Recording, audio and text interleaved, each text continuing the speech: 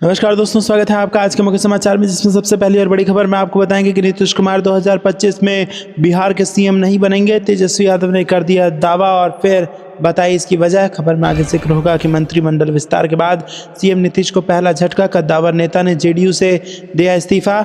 आगे आपको बताएंगे कि बीजेपी सरकार का दलित विरोधी मानसिकता का सबूत, एससी आयोग में 2 अहम पद पिछले 1 साल से पड़े हैं खाली, राहुल गांधी ने घेरा। खबर में आगे जिक्र होगा कि आरटीआई से खुलासा, बेटी बचाओ बेटी पढ़ाओ योजना से 455 करोड़ रुपए हुए गायब। खड़गे ने महिला सुरक्षा पर बीजेपी को जमकर घेरा। और इसी के साथ खबर में आगे आपको बताएंगे कि अखिलेश यादव का बड़ा बयान, बोले शेयर बाजार में महागिरावट बड़ा खेला, सरकारी तंत्र को भंग करने की मांग। दोस्तों, हर एक खबर की गहराई में आपको ले जाएंगे, लेकिन उससे पहले आपसे निवेदन कि वीडियो कीजिए लाइक और चैनल को सब्सक्राइब करके बेल आइकन दबाकर कमेंट में लिखिए जय हिंद। रुक करते हैं सबसे पहली और बड़ी खबर की तरफ। नीतीश कुमार 2025 में बिहार के सीएम नहीं बनेंगे, तेजस्वी यादव ने किया दावा और फिर बताई इसकी वजह। जी हां दोस्तों, आरजेडी नेता और बिहार के पूर्व उप मुख्यमंत्री तेजस्वी यादव ने बिहार बीजेपी अध्यक्ष दिलीप जायसवाल के बयान मुख्यमंत्री का चेहरा संसदीय बोर्ड तय करेगा पर कड़ी प्रतिक्रिया दी। तेजस्वी यादव ने कहा कि 2025 में नीतीश कुमार दोबारा बिहार के मुख्यमंत्री नहीं बनेंगे। उन्होंने कहा कि जेडीयू को अब पूरी तरह भाजपा नियंत्रित कर रही है और नीतीश कुमार इस हकीकत से अनजान है। तेजस्वी का आरोप है कि बीजेपी न केवल जेडीयू बल्कि खुद नीतीश कुमार को भी कमज़ोर करने में लगी हुई है। दोस्तों, आरजेडी नेता ने बीजेपी पर तीखा हमला बोलते हुए कहा कि पार्टी का असली एजेंडा संविधान को कमज़ोर करना और एजेंसियों का दुरुपयोग करना है।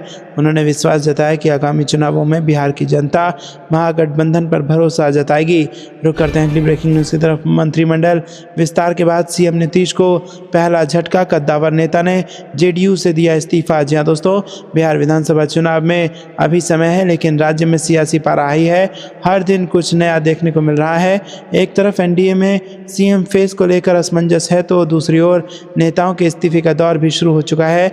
वहीं कैबिनेट विस्तार के बाद नीतीश कुमार को बड़ा झटका लगा है। जेडीयू के पूर्व प्रदेश महासचिव ठाकुर हरि किशोर सिंह ने कार्यकर्ताओं की उपेक्षा का आरोप लगाते हुए पार्टी से इस्तीफा दे दिया है। गुरुवार को उन्होंने अपना इस्तीफा राष्ट्रीय अध्यक्ष को भेज दिया। वहीं हरिकिशोर सिंह ने बयान जारी कर कहा कि उन्होंने समता पार्टी की स्थापना काल से एक मजबूत सिपाही के रूप में पार्टी से जुड़े रहकर काम किया। रुक करते हैं अगली ब्रेकिंग न्यूज़ की तरफ। बीजेपी सरकार का ये दलित विरोधी मानसिकता का सबूत, एससी आयोग में 2 अहम पद पिछले 1 साल से पड़े हैं खाली, राहुल गांधी का बयान। जी हां दोस्तों, लोकसभा में नेता प्रतिपक्ष राहुल गांधी एक बार फिर केंद्र की मोदी सरकार पर बड़ा हमला बोला। उन्होंने शुक्रवार को एक्स पोस्ट पर लिखा कि भाजपा सरकार की दलित विरोधी मानसिकता का एक और सबूत देखिए। दलितों के अधिकारों की रक्षा करने वाले राष्ट्रीय अनुसूचित जाति आयोग को जानबूझकर उपेक्षित कर दिया गया है। इसके 2 अहम पद पिछले 1 साल से खाली पड़े हैं। राहुल गांधी ने लिखा कि ये आयोग एक संवैधानिक संस्था है और इसे कमज़ोर करना दलितों के संवैधानिक और सामाजिक अधिकारों पर सीधा हमला है। आयोग नहीं तो सरकार में दलितों की आवाज़ कौन सुनेगा, उनकी शिकायतों पर कार्रवाई कौन करेगा। राहुल गांधी ने लिखा कि प्रधानमंत्री नरेंद्र मोदी जल्द से जल्द आयोग के सभी पद भरे जाने चाहिए ताकि ये दलित के हकों और अधिकारों की रक्षा करने की अपनी जिम्मेदारी प्रभावी रूप से निभा सके। रुक करते हैं अगली ब्रेकिंग न्यूज़ की तरफ। आरटीआई से खुलासा, बेटी बचाओ बेटी पढ़ाओ योजना से 455 करोड़ रुपए गायब।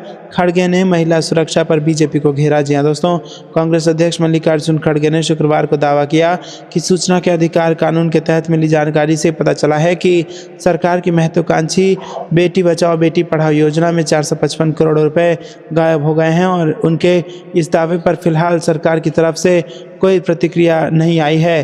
खड़गे ने एक्स पर पोस्ट में कहा कि सूचना का अधिकार कानून से खुलासा हुआ है कि मोदी सरकार की बेटी बचाओ बेटी पढ़ाओ योजना में 455 करोड़ रुपए गायब हो गए हैं और बहुत हुआ।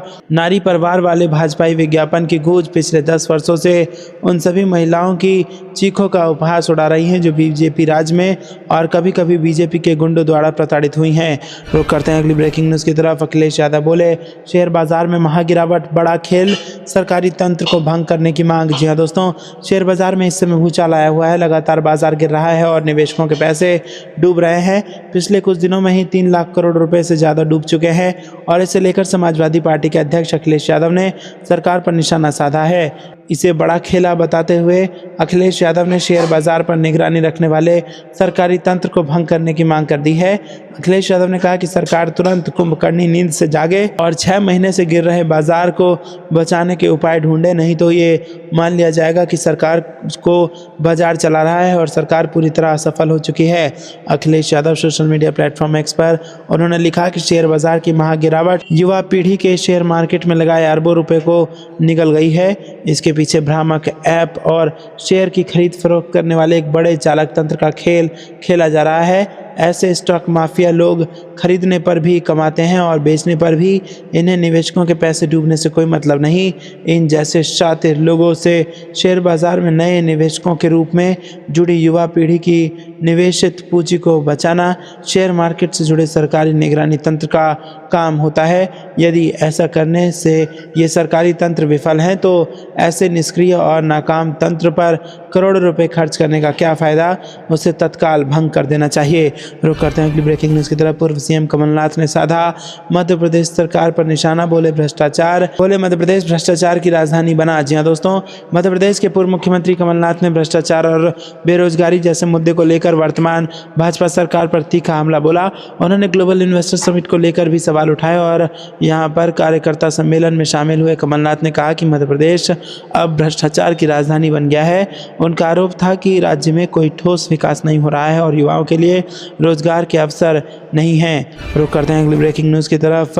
मांझी के प्रोग्राम में नीतीश ने नहीं दिया भाषण, महज 2.5 मिनट में निकल गए सियासी अटकलें तेज। जी हाँ दोस्तों, जीतन राम मांझी की हिंदुस्तानी आवाम मोर्चा ने पटना की गांधी मैदान में दलित समागम का आयोजन किया। आयोजन में तमाम एनडीए नेताओं को जुटान देखने को मिला। हालांकि एक दिलचस्प वाकया भी हुआ जिसने बिहार की सियासत में एक नया उबाल ला दिया है। सीएम नीतीश कुमार चंद मिनटों में ही दलित समागम से वापस लौट गए। दरअसल सीएम नीतीश कुमार दलित समागम में शिरकत करने पहुंचे लेकिन कोई भाषण नहीं दिया। उन्होंने आयोजन के लिए बधाई दी और कहा कि आप लोगों को आशीर्वाद देने के लिए आए हैं, आप लोग काम कीजिए, हमारी पार्टी की अभी मीटिंग होने वाली है इसलिए निकल रहे हैं।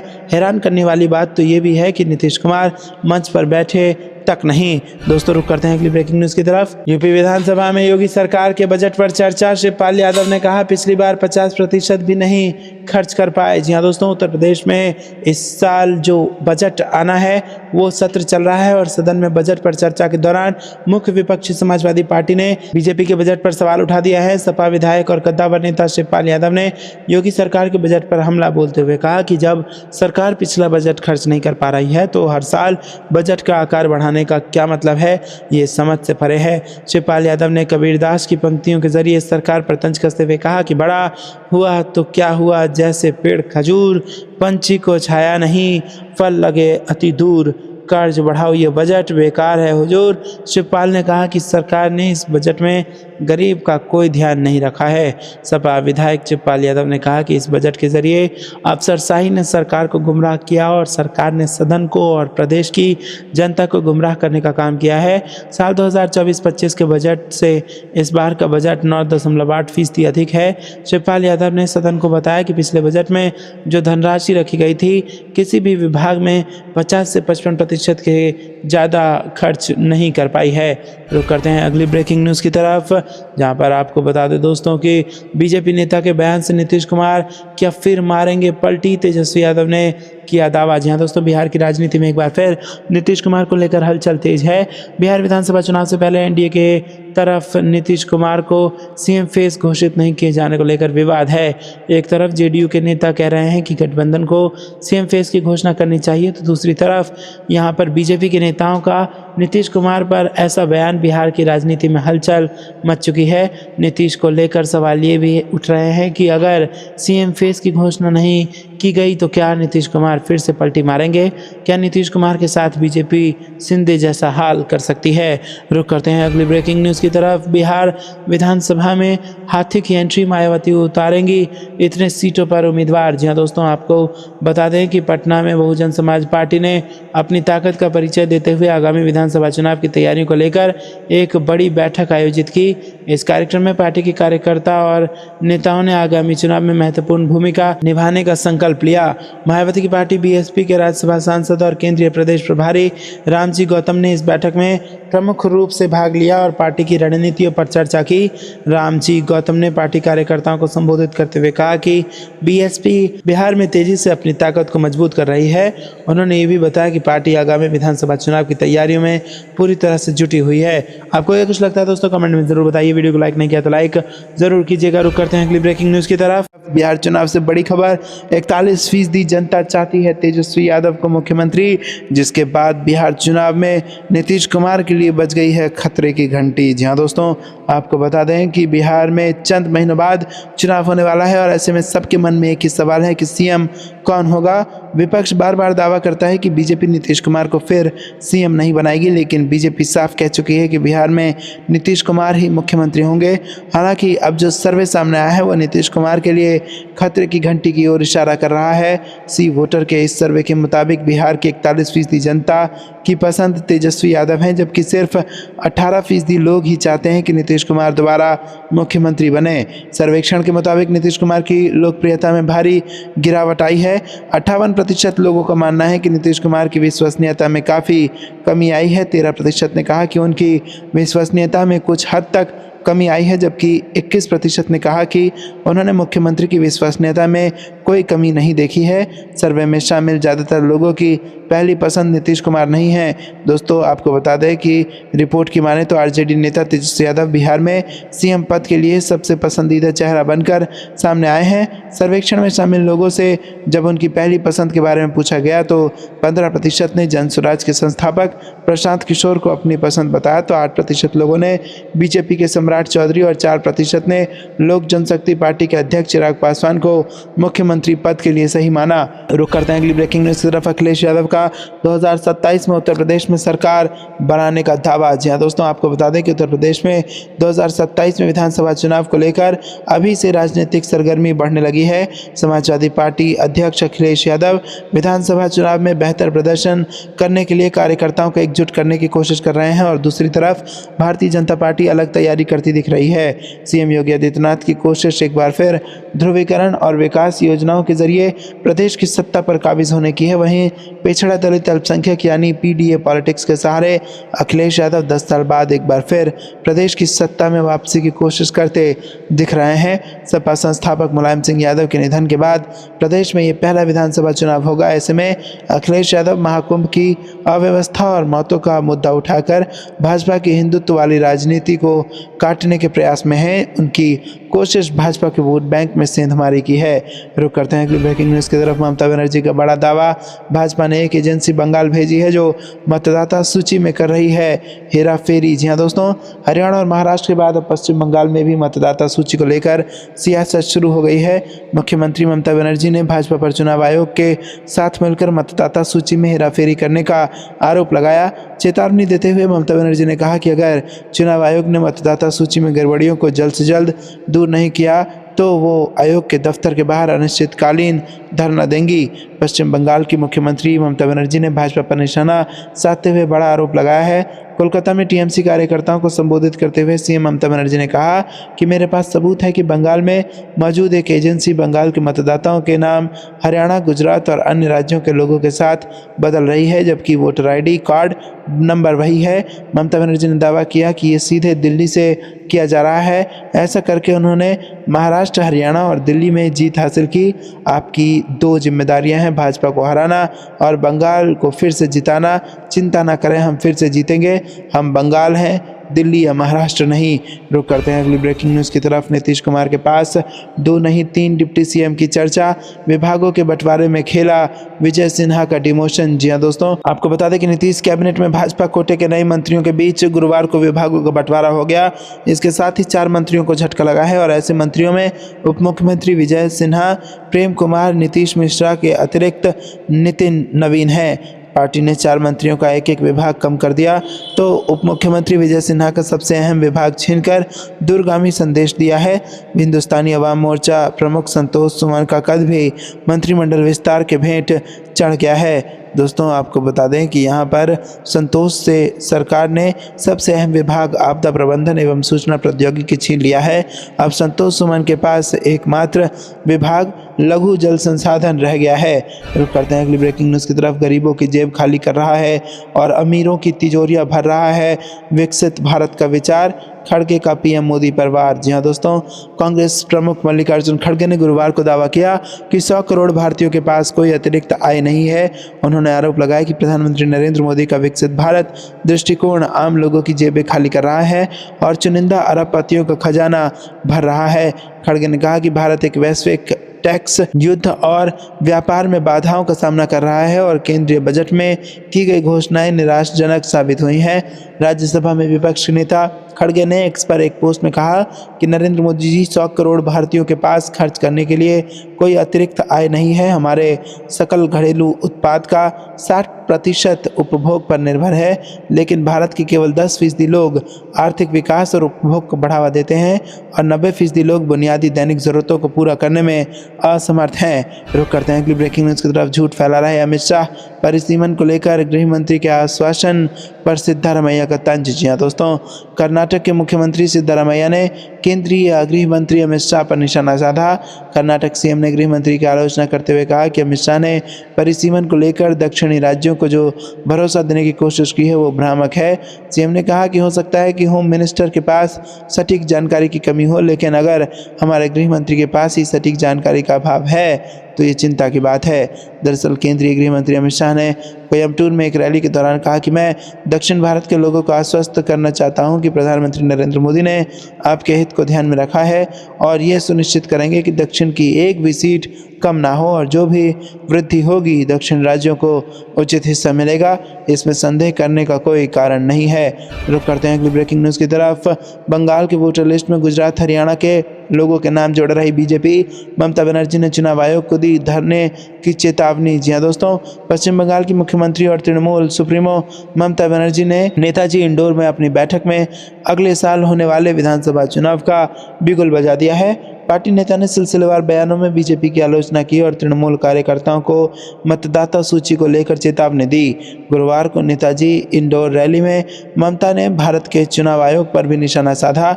उन्होंने आरोप लगाया कि बंगाल में वोट हासिल करने के लिए चुनाव आयोग और कुछ अन्य एजेंसियों का इस्तेमाल करके अन्य राज्यों के लोगों के नाम बंगाल की मतदाता सूची में डाले जा रहे हैं। रुक करते हैं अगली ब्रेकिंग न्यूज़ की तरफ। कल ही धमाका तो नहीं कर देंगे जीतन राम मांझी, नीतीश कुमार सरकार में बेटे का पद घटाया तो किसने। जी हाँ दोस्तों, आपको बता दें कि नए साल में मंत्रिमंडल विस्तार के बाद विभागों का बंटवारा हुआ तो हिंदुस्तानी आवाम मोर्चा सेक्युलर के इकलौते मंत्री संतोष कुमार सुमन के 3 में से 2 अहम विभाग लेकर दूसरे मंत्रियों को दे दिए गए। ये घटनाक्रम ऐसे समय हुआ है जब पटना के ऐतिहासिक गांधी मैदान में मांझी परिवार अपनी पार्टी की ओर से 28 फरवरी को दलित समागम के रूप में शक्ति प्रदर्शन करने वाला है। तो क्या इस समागम के मंच से मांझी का गुस्सा फूटेगा? ये बेटे के विभागों में कटौती पर क्या कहेंगे और किसे दोषी ठहराएंगे, इस पर सभी की नज़र होगी।